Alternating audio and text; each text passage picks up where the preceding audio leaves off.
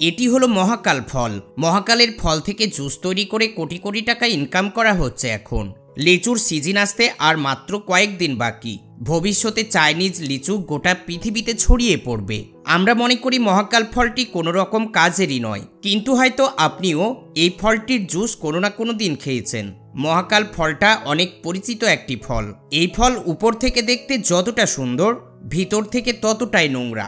এই ফল আমাদের দেশের জঙ্গলে সব থেকে বেশি দেখতে পাওয়া যায়। কিন্তু আপনারা কি জানেন এই ফল দিয়ে সুস্বাদু জুস তৈরি করা হয়? ফ্যাক্টরিতে জুস তৈরি করার জন্য এই ফলের প্রচুর পরিমাণে আবাদ করা হয়। তারপর যখন ফলগুলো পেকে যায় তো তখন এগুলোকে হারভেস্ট করা হয়। মহাকালের ফলের বাগানে এগুলোকে একটা একটা করে কালেক্ট করা হয়। তারপর বস্তায় লোড করে ট্রাকে করে নিয়ে চলে যাওয়া হয় ফ্যাক্টরিতে। ফ্যাক্টরিতে নিয়ে আসার পর সর্বপ্রথমে একটা জলের চেম্বারের মধ্যে এগুলোকে ঢেলে ফেলা হয়। তারপর ফলগুলোকে জল দিয়ে ভালোভাবে পরিষ্কার করা হয়। তারপর ফলগুলোকে মিডিল থেকে চাকু দিয়ে কেটে নেওয়া হয়। আর আপনাদেরকে আগেই বলেছি এই ফলের মধ্যে অনেক নোংরা জিনিস ভরা থাকে। তারপর চামচের সাহায্যে ওয়ার্কাররা নিজের হাতে ফলের ভিতরের নোংরা জিনিসগুলোকে বাইরে বের করে ফেলে।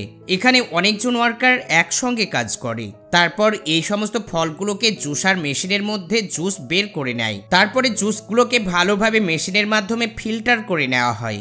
এরপর এই জুসের মধ্যে হাইড্রো অক্সাইড মেশানো হয় এবং তার সাথে সাথে আরো বিভিন্ন ধরনের সুগার ইনগ্রিডিয়েন্ট মেশানো হয়, যার ফলে এর মধ্যে কোনো রকম গন্ধ থাকে না, বরং আরো সুগন্ধি হয়ে যায়। তারপর এই জুস অটোমেটিক মেশিনের মাধ্যমে বোতলে লোড করা হয়। আর বোতলের মধ্যে আগে থেকেই কিছু বীজ রেখে দেওয়া হয়, যার ফলে উপর থেকে দেখতে অনেকটাই সুন্দর লাগে। তারপর বোতলগুলোকে উপর থেকে ক্যাপ লাগিয়ে দেওয়া হয় এবং বোতলের গায়ে কোম্পানির লেবেল লাগানো হয়।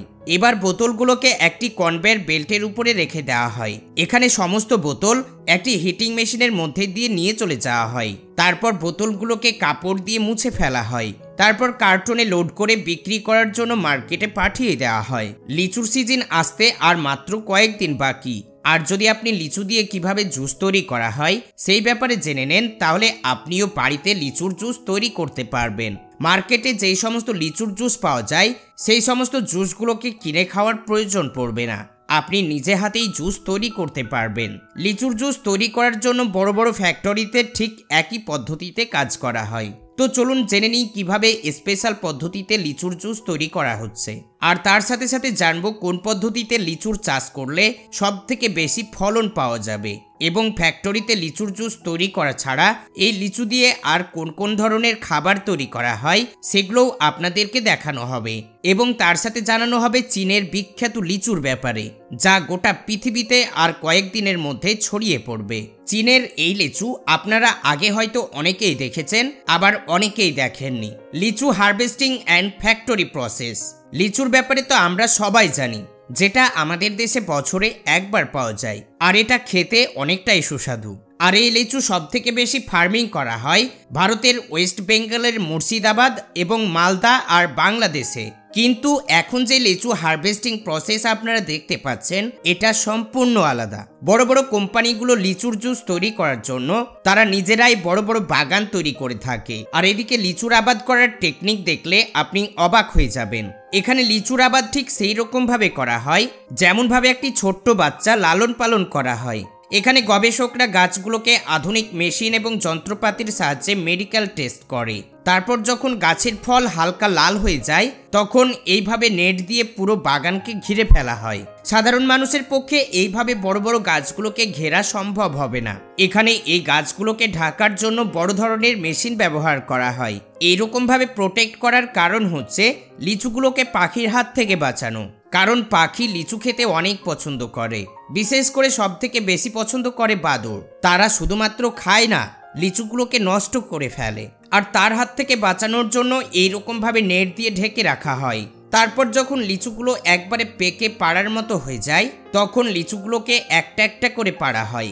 আমাদের এখানে গ্রাম অঞ্চলে লিচুর ডাল সহ ভেঙে থোকা বাঁধা হয়, কিন্তু ফ্যাক্টরি প্রসেসের জন্য এইভাবে পাড়া হয় না। প্রত্যেকটি লিচুকে একটা একটা করে ছিঁড়ে ফেলা হয়। তারপর সমস্ত লিচু পাড়া কমপ্লিট হয়ে গেলে সেগুলোকে নিয়ে চলে যাওয়া হয় ফ্যাক্টরিতে। এখানে সর্বপ্রথম লিচুগুলোকে ভালোভাবে পরিষ্কার করে ফেলা হয়। তারপর কার্টুনগুলো নিয়ে চলে যাওয়া হয় ফ্যাক্টরির ভিতর।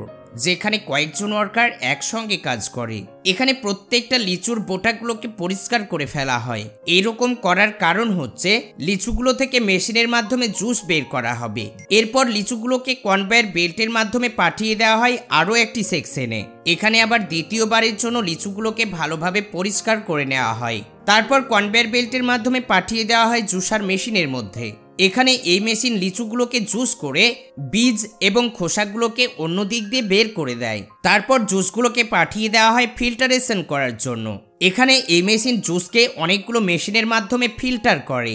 তারপর এর মধ্যে আরও বিভিন্ন ধরনের আর্টিফিশিয়াল ইনগ্রিডিয়েন্ট মেশানো হয়। তারপর পাঠিয়ে দেওয়া হয় প্যাকিং সেকশনে। এখানে এই মেশিনের সামনের দিকে বোতলগুলোকে ভালোভাবে রেখে দিতে হয়। তারপর মেশিন নিজে থেকে প্রত্যেকটি বোতলে লোড করার পর উপরে সিল প্যাক করে দেয়। এই লিচুর জুস সব থেকে বেশি বাচ্চারা খেতে পছন্দ করে। আর এই জুস যদি বেশি মাত্রায় খাওয়া যায় তাহলে পেটে অনেক রকম সমস্যা হতে পারে, কারণ এই জুসের মধ্যে অনেক ধরনের আর্টিফিশিয়াল ইনগ্রিডিয়েন্ট মেশানো হয়, যেগুলো বেশি মাত্রায় খাওয়ার ফলে পেটে সমস্যা দেখা যায়। এই লিচু দিয়ে বিদেশে নানা ধরনের আইসক্রিমও তৈরি করা হয়, যা দেখতে তো সুন্দর লাগেই, খেতেও অনেক সুস্বাদু। চলুন এবার দেখে নেওয়া যাক আঠি লিচু দিয়ে কি কি তৈরি করা হয়। আঠি লিচু যে কোনো লিচুর থেকে 1 মাস আগেই পেকে যায়। যখন লিচুগুলো পেকে যায় তখন এগুলোকে গাছ থেকে সর্বপ্রথমে কালেক্ট করা হয়, আর গাছ থেকে লিচু পাড়ার নিয়ম সেম আগের মতোই। তারপরে এগুলোকে নিয়ে চলে যাওয়া হয় ফ্যাক্টরিতে। এখান থেকে কিছু লিচু প্যাকেট হয়ে চলে যায় ফলের মার্কেটে, আর বাকি বেঁচে থাকা লিচুগুলোকে ভালোভাবে পরিষ্কার করে ফেলা হয়। তারপর সর্বপ্রথম ভিতর থেকে বীজগুলোকে বের করে ফেলা হয়। তারপর উপরের খোসা তুলে ফেলা হয়। এরপর লিচুর নরম অংশগুলোকে ভালোভাবে পরিষ্কার করে নেওয়া হয়। তারপর একটা নেটের উপর এইভাবে সাইজ করে রেখে দেওয়া হয়। তারপর হিটিং মেশিনের মধ্যে দিয়ে দেওয়া হয়। এই হিটিং মেশিনের মাধ্যমে 70 ডিগ্রি তাপমাত্রায় 10 মিনিটের জন্য রাখা হয়। তারপর এগুলো বাইরে বের করার পর কিশমিশের মতো এইরকম ভাবে শুকিয়ে শক্ত হয়ে যায়। তারপর এগুলোকে প্যাকেটে প্যাক করা হয়। এরপর বিক্রি করার জন্য মার্কেটে পাঠিয়ে দেওয়া হয়।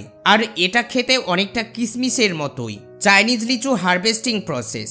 এই ধরনের চীনের লিচু দেখতে সম্পূর্ণ আলাদা, কিন্তু এর সুগন্ধি আর স্বাদ একদম একই রকম। এই লিচুগুলোর খোসার উপরে বড় বড় কাঁটা যুক্ত থাকে।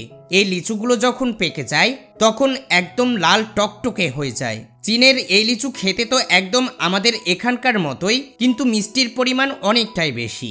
আমরা যেইভাবে গাছ থেকে লিচু পেড়ে থোকা বেঁধে মার্কেটে বিক্রি করার জন্য নিয়ে যাই, চীনের শ্রমিকরাও ঠিক একই রকম ভাবে লিচুগুলো পেড়ে থোকা বেঁধে মার্কেটে বিক্রি করতে নিয়ে যায়। এটা তো আপনারা সবাই জানেন, চীনে যে কোনো কাজ করার জন্য সবসময় অ্যাডভান্স টেকনোলজির জিনিস ব্যবহার করে, আর আমাদের এখানকার মানুষ লিচুগুলোকে হাত দিয়ে পেড়ে ফেলে। তাছাড়াও চীনের মার্কেটে এই লিচু বিক্রি করার সিস্টেম সম্পূর্ণ আলাদা। তাছাড়াও এই লিচুর জুসের ফ্যাক্টরি চীনেও রয়েছে, আর সেখানেও ঠিক একই প্রসেসে ফ্যাক্টরিতে লিচুর জুস তৈরি করা হয়।